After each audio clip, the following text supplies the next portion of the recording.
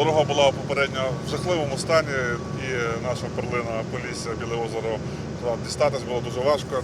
Не тільки там десь з дальніх місць України, а і наша громада майже не мала можливості нормально доїхати. І була проблема в тому, що наші села, які війшли, це порядка 17 сіл, не мали змоги нормально дістатися до центру громади.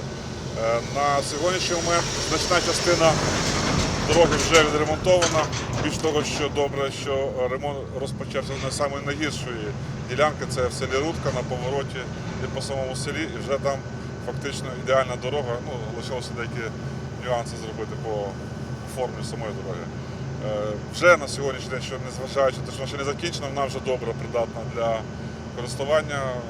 Всі приємно вражені. Мені дуже приємно те, що є нормальна співпраця з центральними органами області, і ми до них звертаємося, вони чують і наші рекомендації враховують, і навіть працівники, які обслуговують дорогу, ремонтують дорогу, Укравтодор плідно співпрацює з старостою, село допомагає, чим може.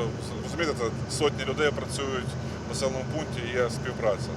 І одна із таких проблем, яка, я думаю, вже, це приємна проблема насправді, з наступного року, літо, і вже до Білого озера вже можна добратися дуже добре. І в очікуванні того, що маса людей буде їхати на Біле озеро, ми зараз з Віталієм Станіславовичем говорили момент, що ми підготуємо ряд правил, ряд організаційних документів, які врегулюють поводження туристів навколо Білого озера в лісах.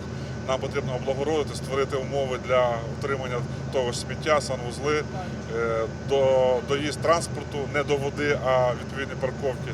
У нас для цього є всього-навсього зима.